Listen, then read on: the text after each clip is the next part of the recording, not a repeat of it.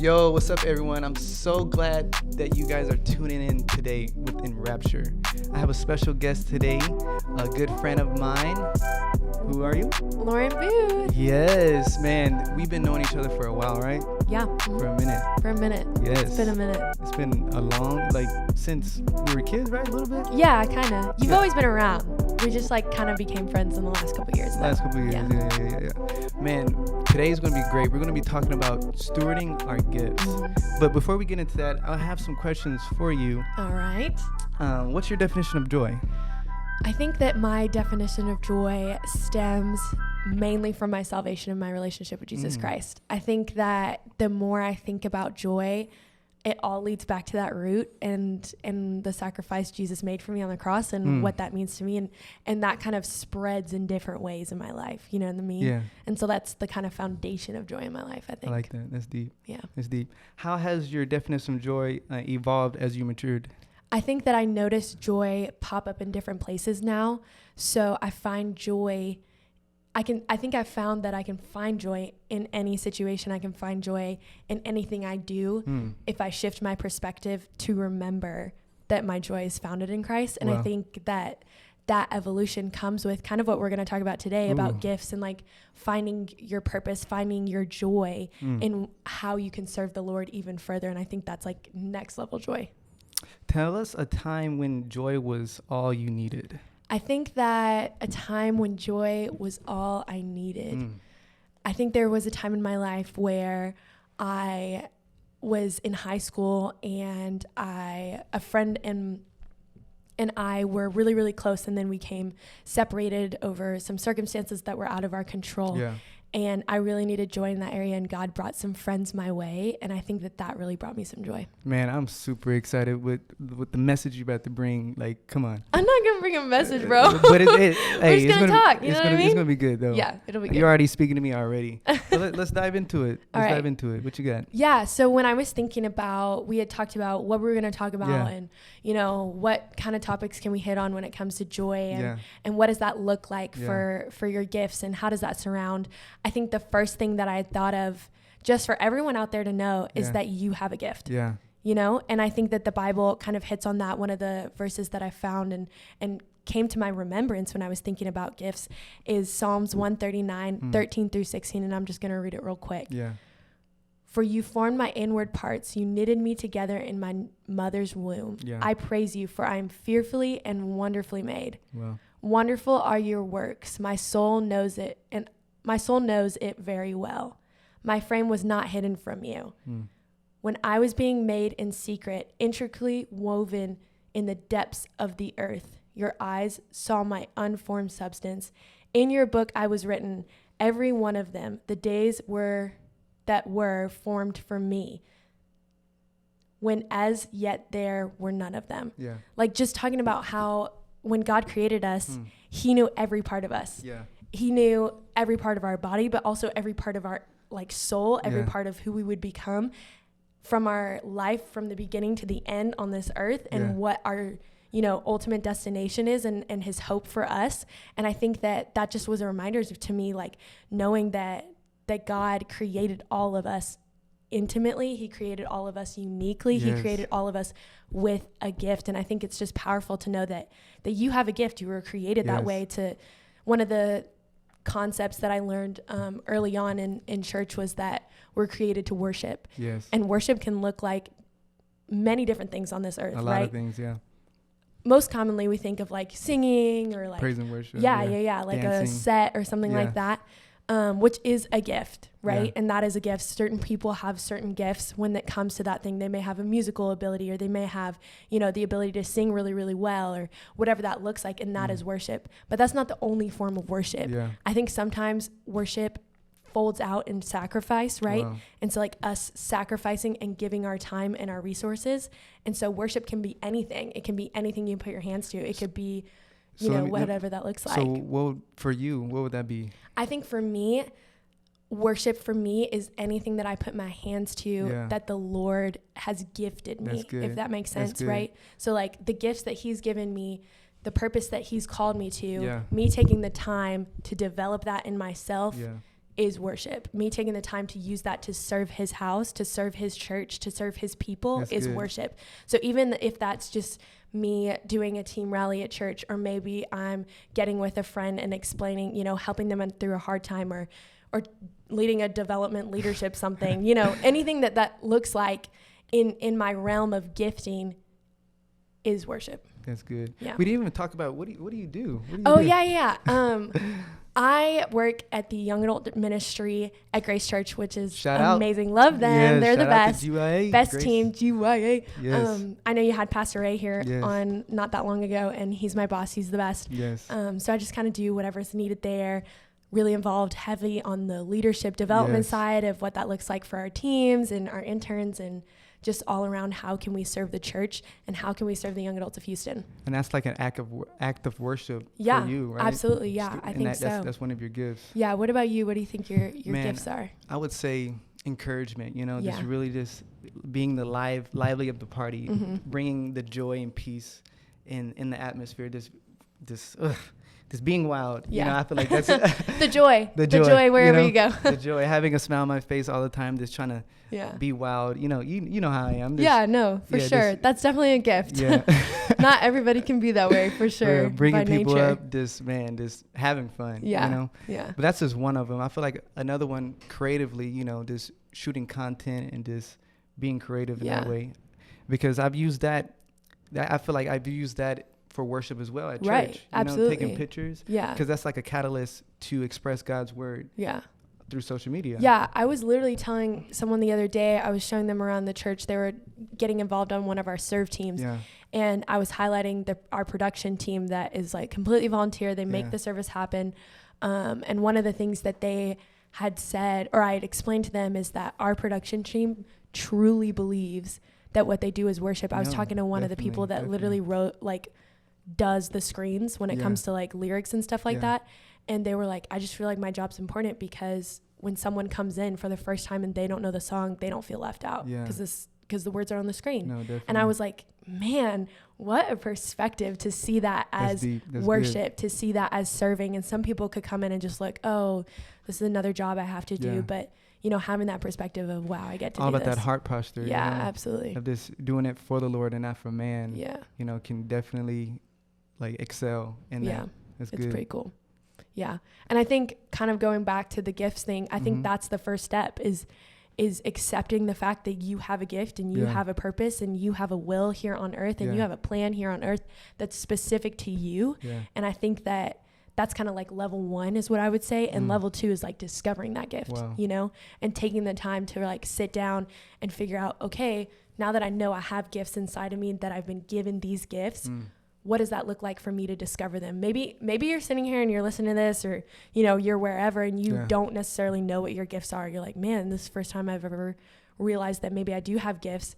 Well, you can take some time, this is your opportunity, find some ways to like figure out what your passions are. Yeah. You can like take a test on the internet or whatever, and, do, I don't know, like a strength finders. That's something that I've done before, and figuring out what my strengths are and my giftings in those ways. Yeah. And so that's one of the ways that you can figure out what your gifts are. When did you realize you had the gift of like creativity or joy? Man, I would say throughout high school, I always took pictures.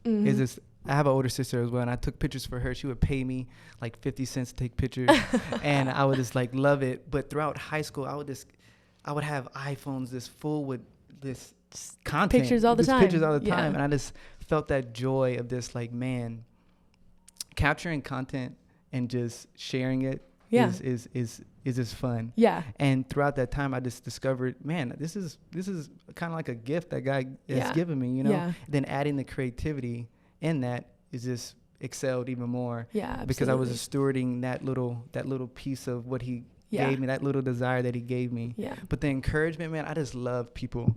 I just love being around people. Yeah. And learning more about myself helped me to understand more about people around me and to steward that gift as well. Yeah. I think you were saying like about the pictures, like it was fun to you. Yeah. And I think that's something to point out is like everyone has their own definition of what they feel like is fun. Yeah. And that kind of comes from their passions. And like we were talking about earlier, like, oh, you know, what does gifts look like? Like obviously creative or, you know, maybe you can sing really well, but like some people out there, they know numbers. Like they have the gift of math. Now I don't have the gift of math by any means.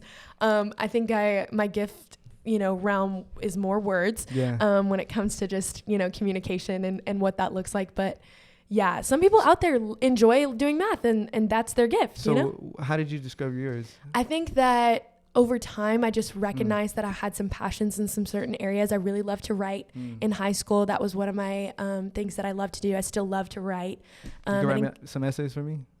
Maybe for college. No, I didn't say that. Don't watch this. You'll see. Anyways, but yeah. So in college, I really loved to write. Like I didn't mind writing my papers, and I noticed that wasn't everybody's attitude about papers. So I was like, oh, maybe I do have. I'm that way. You know, a gift I don't want to write no papers. I'm the math guy, and I like math a little bit. I'll do the math. I'll do the math, you know. But writing an essay, I always have a problem in the beginning. But the I intro. I can start He's it like, out. I guess I got something. Yeah. But that was one of my gifts that I noticed. I did a few like acting moments in high school. Actor? And so I'm not like an actress by any means, but I really did enjoy, you know, communicating to larger crowds or communicating on social media or whatever that looks like. So that's kind of a gift I'm developing where I can right now. But yeah, I think that those two things are kind of like where I stick for right now. And for me, like the add on to what I was saying, like discovering more of it, I feel like I'm still discovering my gifts within my life, right? Because I'm taking a pause on the creativity. Absolutely. And I'm trying to build up my communication skills. Yeah. You know, I feel like one of the biggest things God has given me is myself, and I'm trying to just steward it well. I think the gift that he has given me is life. Yeah. And I'm just trying to just steward every aspect of it. Yeah. And still learning more and more about myself. Yeah. And just 100%. And just discovering my gift myself. You know what I'm saying? Exactly. Well, here's the thing too, is I was found a verse the other day about this and just a couple things that hit on this in the Bible, because they talk about this, which is so funny real. Because I feel like it's just amazing how the Bible always hits on anything that you're ever looking for. But in Proverbs 22:29, it says, "Do you see a man skillful in his work? He will stand before kings. He will not stand before obscure men." So kind of like even saying that, you know, your gifts are important. Yeah. Your skills are important. Yeah. They get you into doors that you couldn't walk in without them. Wow. You know, and I think that's incredible. That was Proverbs what? That was Proverbs 22:29. I got a scripture too. Proverbs 18:16. A man's gifts makes room for him and brings them before great men. I like that one. And like that's like a foundation for me, because my gifts have really brought room for me, man. For sure. Photography wise. Yeah. And I've done so much. I've met so many people. Yeah. I've traveled the world in certain ways. Yeah. And I'm just like, man, stewarding that gift has brought me in front of great men. Yeah. I think too, like seeing that as, it doesn't say stewarding that gift will make you a lot of money, or stewarding that gift gives you a nice house. Okay. Or gets you a nice car. Okay. It says it grows you relationally. Ooh. You know, those non-tangible things that you need in your life. For real. It helps you walk in those rooms, open those doors, and sends you beyond what's the tangible here. That's you know, it's about you marked out the relationship, right? You got to meet so many people throughout your gift. Yes. That's the important part, is that you got to be the light to them. Come on. And I think that's what God has, called us to do, and figuring out that's the important aspect, is seeing that as the life and the joy that we get to do is the intangible, you know? That's good. Come on now. Cool. It is pretty cool. It's amazing. I love that. Well, and here's the thing. It's so important to know that you have gifts, and it's important to know that it's on you to discover them. Like you've been given the gift, and now it's all about what do you do with it, you know? And so I think after you figure out, okay, maybe these are a couple of areas or a few areas that I'm good at, or maybe, they could be broad areas like communication. Like, I don't know exactly what specifics there are. you figure out ways to develop that gift. And that's the next level. That's kind of like the end game, okay? Because those skills, kind of what you were saying about the Proverbs, like they put you before great people, great kings. The greater the skill that you develop, the greater the door will open. Yes. So one of the things that I know is like, you could be given the amazing gift of having this amazing talent to sing, right? Okay. But if you don't,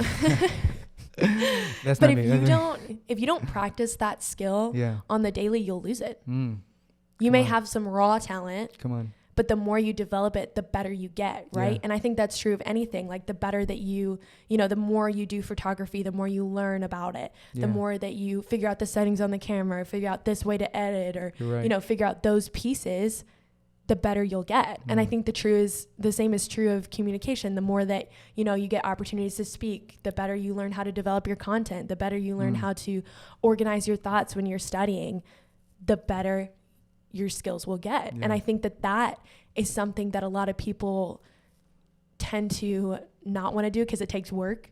And so they want to just like have the talent and let it be and just like automatically, let their raw talent be out there. I'm just good at this. Like this is it. But the Bible actually talks about that. There's a parable that Jesus teaches on in Matthew 25. It's called the parable of the 10 talents. And I know that you noticed. So if anybody hasn't heard this out there, I'm going to just summarize real fast. But there's 3 servants and a master. And the master, the boss basically, he gives his 3 servants a sum of what they call talents. It's a sum of money basically to his 3 servants. Now the first servant got 5 talents. The second servant got 2. And the third servant got 1. Now, if you break it down, in some theological stances, they believe that each servant was gifted what they could handle, which is kind of like even crazier, but I won't get into all that. But anyway, so they were gifted 5, 2, and 1. Now, the servant with 5 talents went out and doubled his money. The servant with 2 talents went out and doubled his money as well, while the master was away. The servant with 1 talent hid his in the sand. And then the master came back. And he said, okay, what have y'all done? Well, the servant with the 5 talents said, I invested and I worked hard with this money, and I put in the time with this money, and I put in the time with these talents, and I doubled what you've given me. And then the one with 2, he said, okay, I've doubled what you've given me as well. I've taken the time to invest, and I may not have as much as the person next to me, but I still doubled. I still did well with that. And it says that he called them good and faithful servants with what they were given. And then he turned to the guy with the 1 talent who didn't take the time to do anything with his talent. And he's called a wicked servant. Wow. And I think that's just like so honestly feels a little harsh. Because it's like, okay, but he like didn't lose it at least. Like he didn't really take any risks, but he didn't lose it. But I see it as there's many ways you can break that down. But one of the ways to think about it that really struck me when I was thinking about gifts is like, if you don't use your gift here on earth, what kind of heavenly impact are you making? Wow. That's good. And I think like you were saying, the opportunities that your gifts give you to meet new people, to spread light, to spread encouragement, you never even know how far that goes beyond you. But if you don't take the time to get yourself in those doors with your skills, not about you pushing that door open. It's about you developing your skills to get you through those doors. Then you're never going to be able to make that kind of kingdom impact. You know what I mean? That's good. And I think that that's just so important, is like, you have to know that the hard work you're putting in to developing your gift, whether you are developing a gift that's creative, bent, that's photography, or maybe it's videography, or maybe, whatever. Or if it's like, singing, maybe it's musical, maybe it's, I don't know, like playing the drums or something. Or maybe it is, drawing. Maybe it's that. Maybe it's, rapping. It could be rapping. It could be even systems. I know people out there that code, like maybe you're a coder and you know. A good coordinator. Anybody. Literally. An event coordinator, planning. It goes so far, and it applies to your gift right now. If you take the time to build up that skill, it'll open massive doors for you, and you'll never be able to really comprehend the impact until we get to the other side of heaven, which I think is so powerful. But you have to know that that's your responsibility. It's all on me. Nobody can do it for you. For real. Only you can steward your gift. And I think that's important to know, is just because it's only you. Only you can do it. So it's almost freeing to know that it's up to you, because now you can do it any way that you want, but the responsibility sits in your lap. That is good. It's a little heavy. That's a little heavy. It's a little heavy. Because I feel like in my season right now, I am trying to do that, really just trying to steward everything that I have, that God has given me. And that's good. I'm trying to do it. It's important. It's very important. Yeah. What's some ways that you have done with that? Yeah, I think for me, I kind of have different realms depending on the gift I'm trying to develop. So leadership is something that I always want to develop in my life. And so I'm a part of this program that a leader in my life started. That's just a mentorship program that I'm a part of, and I really enjoy that. And so it's just kind of leadership building in my life, different lessons on leadership and what that looks like specific to ministry, because I feel the call of ministry on my life. And so I want to, get better at that. For my communication side, I just kind of take any opportunity that comes my way. I think that practice is the best. Practice doesn't make perfect, but it makes permanent. And I think that that's the best way for me right now to kind of build that up and work on content and study when I can. And I kind of take different moments that God has given me, that maybe he's dropped a thought on my heart, and I'll try and take that and develop content out of that. Okay, what is God really saying to me? What verses can I add here? What, content have I seen? What thoughts can I add here? And kind of build that out so I have a place to draw from when it comes to those kind of doors that open in my life that I get to go and have the honor to be at. And so another way is I read a lot, and I try to keep reading, because I know that readers are leaders, and that's important in my life. And my parents have taught me very well in that. And so that's something that I'm working on. I'm reading a couple books right now. So those are a couple ways that I'm doing it. How about you? What do you think that like you said earlier, taking tests. So I'm taking a lot of personality tests of just self-awareness, of understanding more about me. That's an important step. I found out that I am a includer. Oh, yeah. The 5 strengths. That's funny that you say that, because that's my so the strength test, there's 34 strengths and it files out into, from 1 to 34. And the combination is different depending, you can meet someone with your same top 5 strengths, but they can be completely opposite of you because of the order, which is crazy. So there's 1,000 combinations or more than that. But includer's my number 34. Wow. Come on now. Which is crazy. It is. But anyways, you'll have to go look up the test, look at it. It's definitely worth it, at least to get just the top 5. Yeah. I think it really helps figure out, especially if you feel like you're in a place where you maybe want some more direction in your life on what you want to do with when it comes to work and what that looks like in your life. The Strength Finders test really helps, because it kind of lines that out in your life in a way that it shows you Definitely. Oh, Come on. for me, developer is my number 2. So I know that in my job, wherever I move, I want to be developing others. That's something that I have a passion for. Definitely. And with that, I'm reading it and trying to just increase it. Just trying to just grow more in that. Yeah. How do I skill that out? Yeah, definitely. Yeah. And I'm in college right now at SU. Yeah. And I had to take a class of personal stewardship. Oh, wow. So that was a really just a game changer in my life of just understanding, finances, health and wealth, and just our community and nature. So it just really helped me to know more about myself wholeheartedly. Yeah. And I'm just trying to grow more and more in it, That's a great start. Self-discovery, self-awareness and self-discovery is just crucial. Yeah. I think too, what's great about stewarding your gifts is it's all about your pace. Yeah. So you don't have to feel rushed by anybody, but then if you're lazy, it's on you. It's kind of one way or the other. It's I give you this, do something with it. Yeah. And that's what I feel. You have to do something with it, because you don't want to be stagnant just in your place. Well, you've been saying stewarding the life that you have. We only have so much of this life to steward. And so why not make the most of every moment? Make the best of it. You know what I'm saying? If I can sing, I'm going to sing my butt off. Yeah. I'm going to try out for choir. Yeah. Try out for worship team. Just do it all, I'm going to record somewhere. I'm going to figure TikTok, out a place to... Instagram, post, you could post do every crack. That's so post funny. Everything. You have to take the steps to do it, For sure. And I've learned that in my life, because with photography, I was kind of like, man, like, what do I, like, how do I, like, I don't know nothing. So I had to go out and discover and reach out to people to see, like, hey, how do I get better at this, get better at this, and networking in that way, and then posting my content and asking people for advice. And it's like, hey, do you like this, There's the stewarding all aspects around it. Absolutely. One of the things I had thought of is like, get a mentor in that area.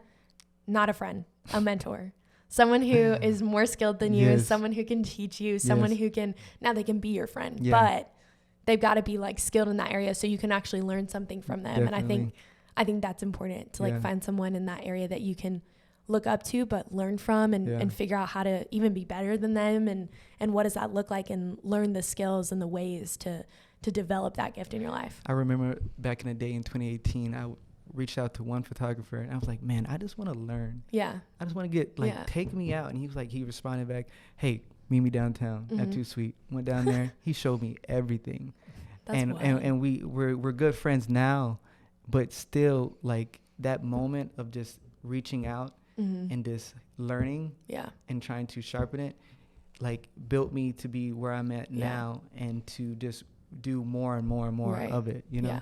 And obviously YouTube University, I'm always on YouTube for real, YouTube University, trying to learn every editing skill, everything, you know. It'd be like that, for real. And something you had mentioned, like, just being vulnerable, of like, I really do want to learn this, and admitting that you want to learn it, but also taking the time to just being okay with failing, you know. Real. And just because you're good at something and you're learning how to be better doesn't mean that you're not going to fail.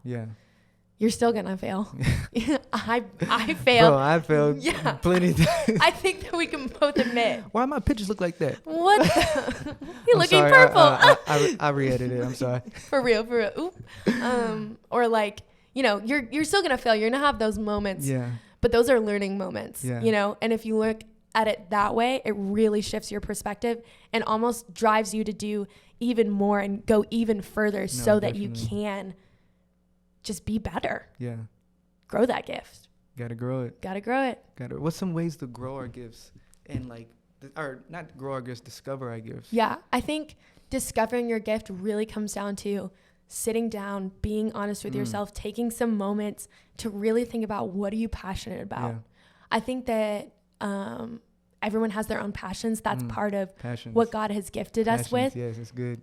And I think that there's gifts that come out of there because we have passions in those areas, if that makes sense, right? Definitely. And so for me, I've always had a passion to develop people, and I've always had a drawing to leadership. I've always had a drawing to writing and communicating in general. And so that's a passion in my life. So I'm going to find out ways, okay, what does this look like in the real world to be a communicator? Okay, well, you can be a communicator by writing, or you can be a communicator by speaking, or you can be a communicator over social media. You can be a communicator with a podcast. You can be a communicator by being a preacher, emails. Like, there's so many different ways. Even just like creative communication, and like, what does it look like to help develop the communication side on that? And so there's so many different ways that fleshes out, but knowing that I have a passion behind communication really helped me get started, because then I could find areas that I was like, oh, that looks cool, or oh, I want to try that, or, you know, oh, I want to learn how to write an email better, or maybe I want to learn how to write an essay, or maybe, you know, I want to go back to school and get my master's and write, you know, even more, you know, whatever that looks like, kind of finding those areas of where you feel passionate. And for me, I would say, I always say this, go back to what you like, you said passions, what you were passionate as a child. As a kid. Because I talked a lot. That's what I was passionate about. I was passionate about dancing, photography, and dancing. Okay, you said popping like. You know, I think that was the joy. You know, that was the joy, bringing joy to my to my family, or however. But man, going back to that and just really sitting down, seeking the Lord, like, Lord, like, what are he said, delight in him, he will give you the desires of your heart. Absolutely. Delight in him, and he will give you the desires of your heart. Sitting down, reminiscing about your childhood, then seeking the Lord, I love taking pictures. Can you just give me the dreams and visions on what I need to do with these gifts. Yeah. Like, give me the dreams and visions of how to encourage people, because I'm passionate about people. I love talking to people. Can you help me and present opportunities for me to do that? And for me personally, he's done that. You know, he's given me opportunities, you know. 2017 at Grace, you know, I had the opportunity to learn video, all about video. That was a desire that I really wanted. I already knew photography, but I wanted to learn video. God was like, hey, you're good at this. Let's increase this gift that you have. So the opportunity came, I took it, and I just grew and grew and created a business out of it. But it was always a passion as a child. Just that one passion of photography grew into something even bigger, a brand, even opportunities to travel the world, doing everything. So stewarding that gift is crucial. Essential, and understanding it. There's really this understanding, like God has given us gifts and abilities to produce wealth. Absolutely. I think too, knowing that it's something that he created you with, when you tap into that and you start developing that, you become even closer. Like, you just have this intimate feeling when you're doing those kinds of things. Like you said, it's a way of worship. You're worshiping him. You know, it's how you serve him. You know, you're not doing it for yourself. You're doing it for him. Once you tap into that, like, I'm not doing this for me. I'm doing this for the Lord. I'm taking pictures. I'm encouraging people. I'm doing ministry for the Lord. You know, not for anyone else, not for the self gain of money, fame, and all that. I'm doing this for him. And it's really mind blowing. I'm just getting revelation right now. It's like, man, it was like I had to turn down some things because it wasn't in the right core value of what I wanted to do. Absolutely. That's so essential. You know? Yeah. And different opportunities have come my way throughout my life that I've had to do that same thing where you know, it may be looking cool, or maybe, you know, it looks really awesome, or maybe even it's going to pay really great. Oh, yeah, I was about to say it's going to pay really great. 100,000. Hold on. What? 100,000? But it doesn't, maybe I would have, no, I'm kidding. No.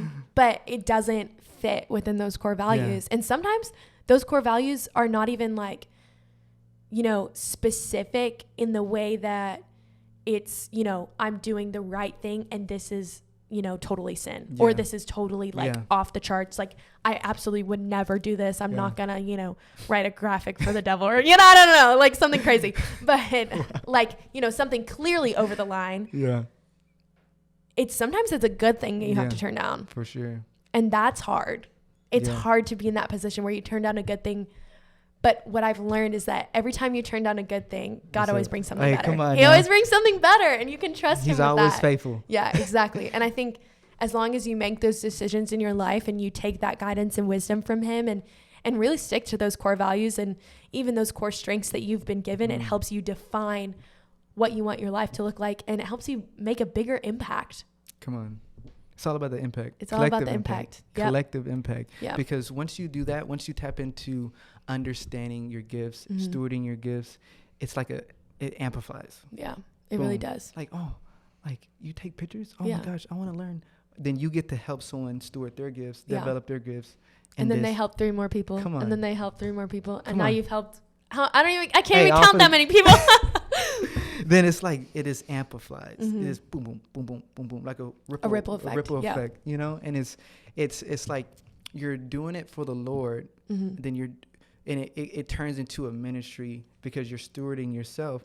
Then it's like, okay, he likes photography. Let me mentor him. You become the mentor. You become that person. Exactly. Yeah. You know, it's crucial. And here's the thing: when you get to that place, you don't stop developing. Exactly. And I think that's crucial. Like, the best leaders I know are still developing themselves. They're still reading books. They're still out there working with mentors. They're still out, you know, finding new ways to be better, even in their specific areas. And I think that is so key to know that, like, if you want those kind of opportunities to come your way, you have to keep working. You have to keep developing. And it takes time. It takes time. It takes intention. Patience. It takes patience. It takes turning down the good things for the better things, even though you can't see it in the moment. It takes, you know, you sacrificing one night out with your friends to go and learn something on YouTube University. You know what I'm saying? Come on, where are you at watching YouTube? I'm trying to grow. YouTube University.